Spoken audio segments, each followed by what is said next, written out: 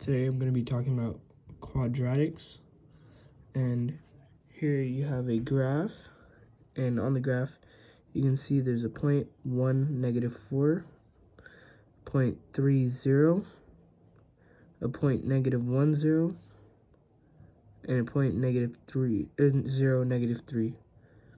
So this point right here is called the vertex. It is the lowest point, but it can also be a highest point of a parabola, which is this U figure right here. And this point right here, where there's a dot on the y-intercept, or the y-axis, is called a y-intercept. So this -3, or 0, -3, so input of 0, output of -3 is called a y-intercept.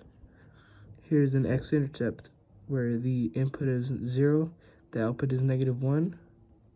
And here's another x-intercept where the input is 0 and the output is 3.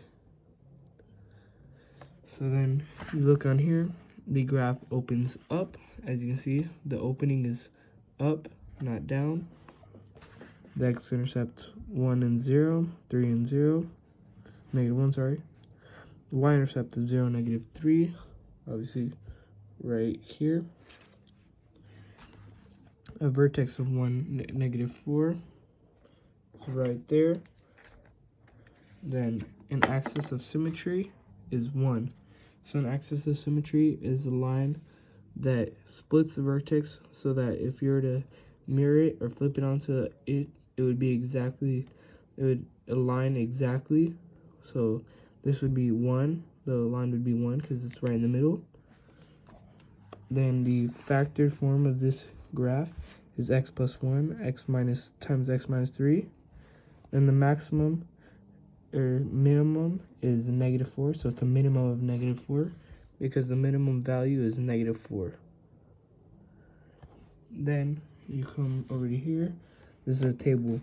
This table can prove also the same thing as a graph, but here, so this is how I explain.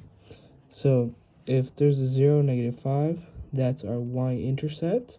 So there you go, because the input of 0, output is -5, because it's on the x of 0.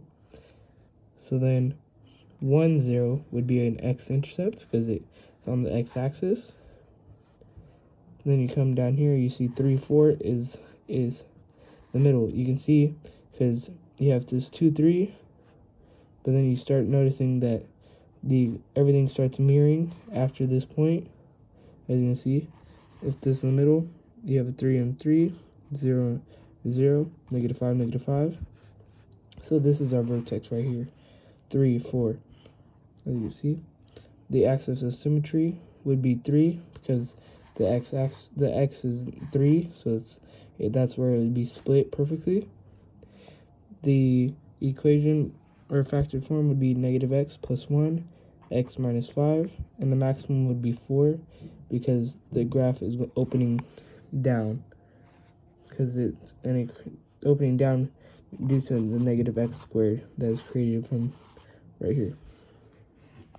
Here is an equation that can also show the exact same thing, and you can notice, so if there's an x squared, you have that means the graph is going to be opening up, and if you have that right, so it opens up. The x-intercept, I'll explain. So the y-intercept would be 48, as this is the y-intercept right here. So 48, 0. And to find the x-intercepts, you will factor the equation. So you end up getting x plus 6 times x plus 8.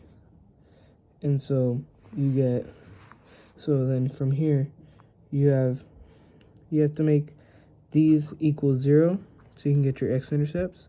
So what makes 6 0, or -0, -6. What makes 8 0, -8, so it cancels. And so then you have -6 and -8 as your x-intercepts. Then if you're looking to get your vertex, you find the middle point, which would be -7, right?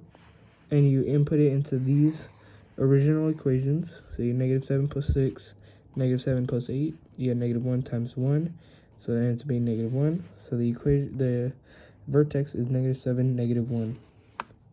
Then the axis of symmetry is obviously negative 7 because that's where the vertex is.